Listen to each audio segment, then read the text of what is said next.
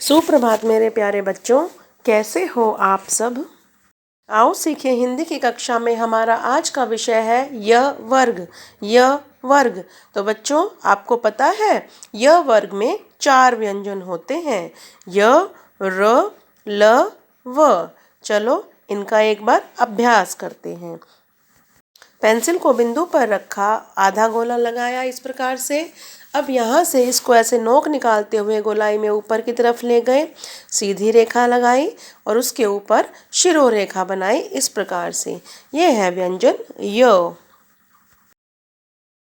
व्यंजन य के बाद दूसरा व्यंजन है व्यंजन र।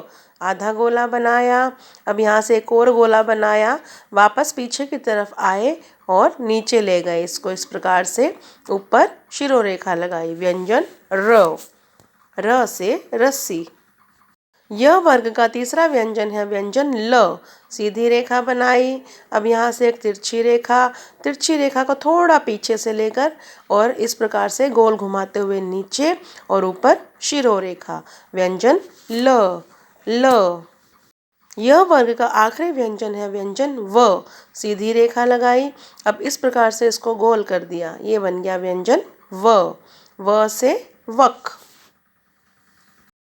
लेकिन मेरे प्यारे बच्चों, जब आप व्यंजन य, र, ल, व बनाते हो तो ये गलतियां करते हो। देखो, आधा गोला बनाते हो, फिर जब आप इसको नोक निकाल के ऊपर गोलाई में लेके जाते हो ना, तो इसको नीचे वाली रेखा तक मिला देते हो, जिससे हमारा व्यंजन य गलत हो जाता है।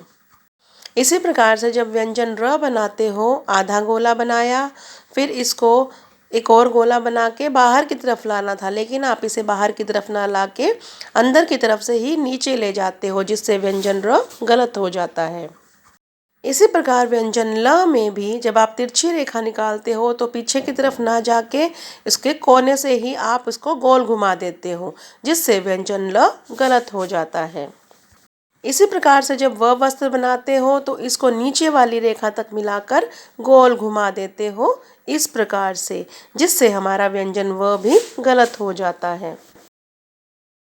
तो मेरे प्यारे बच्चों, आपको इन बातों का विशेष ध्यान रखना है।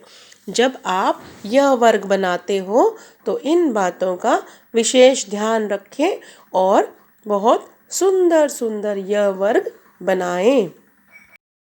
अगर आप इन बातों को ध्यान में रखकर यह वर्ग के व्यंजन बनाएंगे तो आपके व्यंजन बहुत ही सुंदर बनेंगे। तो मेरे प्यारे बच्चों, यह वर्ग लिखते समय इन बातों का विशेष ध्यान रखो। यह वर्ग में 4 व्यंजन होते हैं। य से यज्ञ, र से रस्सी, ल से लड्डू, व से वस्त्र। तो मेरे प्यारे बच्चों, अब आपकी बारी है सुंदर सुंदर यह वर्ग लिखकर दिखाने की। धन्यवाद मेरे प्यारे बच्चों।